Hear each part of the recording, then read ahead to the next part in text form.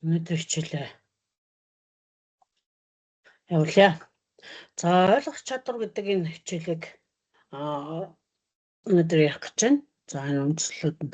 За энэ хичээлийн зорилго болохоор сурагч их бичвэрүүдэд их сурвалжууд одоо бичвэр хэлбэрийн текст маягтай одоо урт үргэлжилсэн ийм текст байдлаар бичигдсэн ийм материалуудыг яаж ухамсартайгаар ойлгож, гол утга санаа, логик, холбоо, дүгнэлтүүдийг яаж ойлгож сурах вэ гэдэг дээр ерөнхийдөө төвлөрч ярина багш нь өнөөдөр.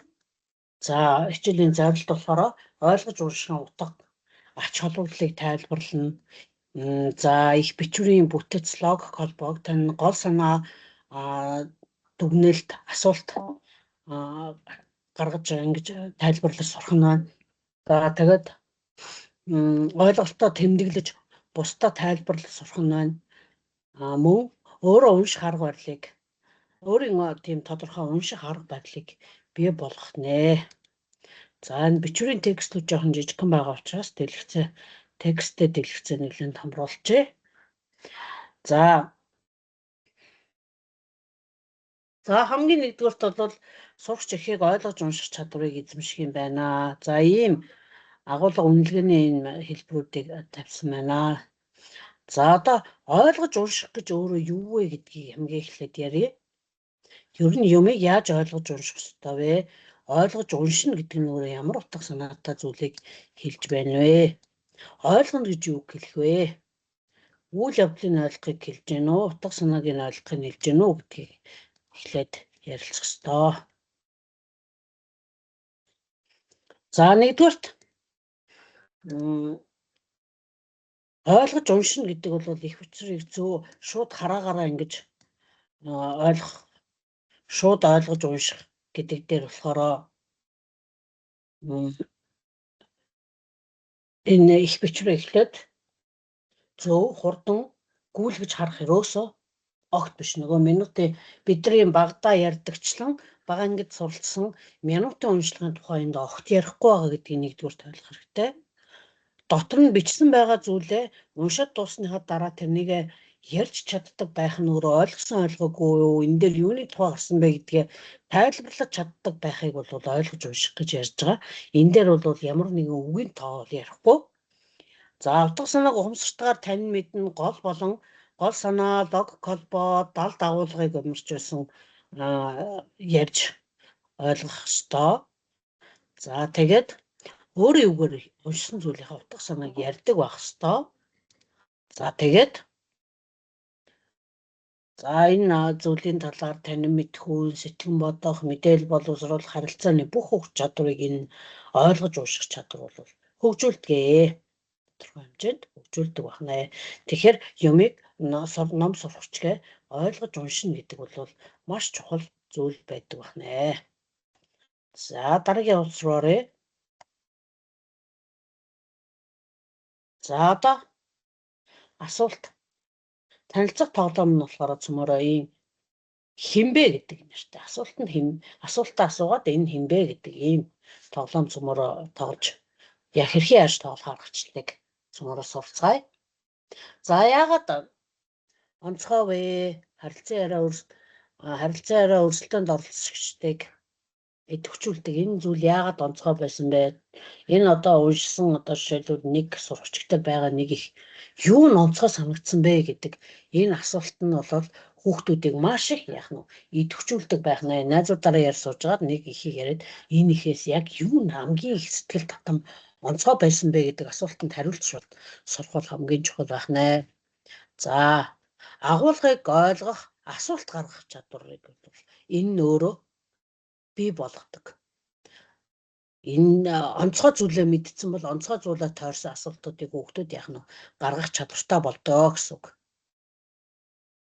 За энийг болохоор цөмөрөө хүүхдүүд найзуудаараа тоглож байгаа учраас оноо авах уралдаан хэлбэрээр бол бас зохион байгуулж болно. Багш сурагч хоёрын хооронд зохион байгуулж болно. Сурагчийн хооронд энэ асуулт нь хинбэ гэдэг энэ тоглоомыг тоглохдоо ямар ч хувилбарын гишүүдийг татан оролцуулж болно. Гэр бүлийн гишүүдээ ч бас татан оролцуулж болно. За чиглүүлэг нь юу ах вэ гэхээр нэг сурагч эхийн хэсгийг ингээд уншина. Тэгээ бусд нь хэн, яагаад, ямар нөхцөлд гэсэн асуултыг асуух явцдаа тухайн агуулгыг бүрэн танин мэднэ гэсэн үг ээ. За зөв хариулт өгсөн хүүхдүүдтэй оноо өгнө. За тэгэхээр асуултыг уншигч өөрөө энэ агуулга маш сайн мэддэг байна гэсэн үг. Тэгээ онооны шалгуураа бол урьдчилан гаргасан байна гэсэн үг ээ. За хамгийн олон оноо авсан сурагч болохоор ойлгож уншихын мастер болж болдгоо. Болж болно. Тэгэхээр энэ дээр бол ойлгохгүй байгаа сэдвүүдэд цөмөрөө нийлж тойрд суужгаад хэн хамгийн сайн ойлгосон би энтэйгээ асуултанд хариулах замаар тухайн агуулгыг ойлгож авч болдог байх нэ. За энэ нь болохоор энэ сэдвт нэгдүгээрт бол энэ тоглоомыг тоглосноор хүүхдүүд асуудалд маш их анхаарлаа хандуулан тухайн ихийг сонирхож унших юм боломжийг болдог. За энэ дээр бол уншихдаа ямар техникийг барих вэ гэхээр хамгийн нэгдүгээрт гарчиг тэнд хэрэглэгдсэн зургнуудыг эхлээд маш сайн ажиглана. Хэдэн ширхэг доголд мөртөө их байна. Бичвэрийн утга санаа чиглэл нь ямархуу чиглэлтэй бичигдсэн байна гэдгийг нэгдүгээрт харж ажиглаж унших нь бас их чухлаа. За энд минутын хурд яригдахгүй, минутаар унших хурд яригдахгүй учраас өөрийнхөө таавар тухайн ихийг сонгож уншиж болно. Ихээ сонгохдоо заавал том 2-3 хуудастай ийм их сонгохгүйгээр хуудасны тал жижигхэн ихтэй эхлээд энэ арга тоглоомыг туршиж үзчихэд үр дүнтэй байвал ихээ багаар хэсгэх замаар энэ ойлгож унших чадвараа гэр бүлийн хүрээнд найз нөхдийн өрөөнд хөгжүүлж болно. За агуулгатай танилцахдаа их бичвэрийг уншаад гол санаа хаана нь ямар үйл явдал болоод байна вэ? Уран зохиолын биш шинжлэх ухааны материал дээр унших юм бол энэ дээр ямар утга санааг илэрхийлээд байна вэ гэдгийг маш сайн анзаарч унших нэ. За мэдээж ойлгосон зүйлээ бол маш сайхан тэмдэглэл хөтлөөд нөгөө зохиосон асуултуудыг хүүхдүүдийн зохиосон асуултуудыг доош нэг бүрчлэн ингэж бичиж тэмдэглээд энэ дээр бол хэн ямар асуулт асуусан, энэ дээр ямар хариултууд өгсөн гэд магадгүй ингээд тэмдэглэл хөтлөөд авбал тухайн зүйлийг суралцсан өөрийн гэсэн нэг бяцхан арга зүй болж хоцрох нэ.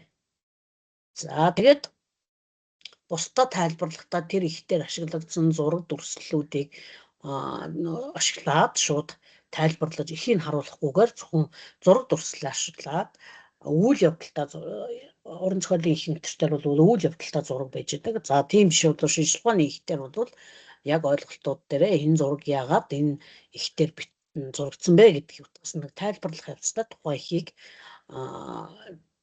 ойлгож бас болно. За дасгал даалгавар дараагийн энэ дээр яг ойлгож уншихыг хөгжүүлэх ямар даалгавар байна вэ гэхээр сонссон үгсийг нэрлэх гэсэн ийм дасгал даалгавар байж болно. За энэ бол багш 10 ширхэг үгийг сурагчтай хэлнэ. За тэгээд эсвэл багш өөрөө хэлж болно, эсвэл нэг нь бичлэг хийгээ сонсгож болно. За нөгөө сонсгон тойрог гэдэг түрүүчийн хичээл дээр яасан тойрд суужгаад ямар үг хэлэгдсэн, тэр нь ямар утга санааг илэрхийлж байгаа нэ гэдгээ цөмөрөө ярилцах замаар энэ тоглоомыг тоглож болох нэ. За 3 зүйлийг бич гэдэг түрүүчийн хичээл дээр хэрэгжилж ирсэн энэ аргыг бас яах нь энэ юун дээр энэ ойлгож унших энэ аргачлал дээр энэ түрүүчийн хичээл дээр хэрэгжилсэн энэ санаагаа яах нь бас ашиглаж болох нэ. За ингээд өнөөдрийн хичээл бол үгээр өнгөрлөж байна. За ингээ анхаарал хандуулсан хүүхдүүд та бүхэндээ баярлалаа.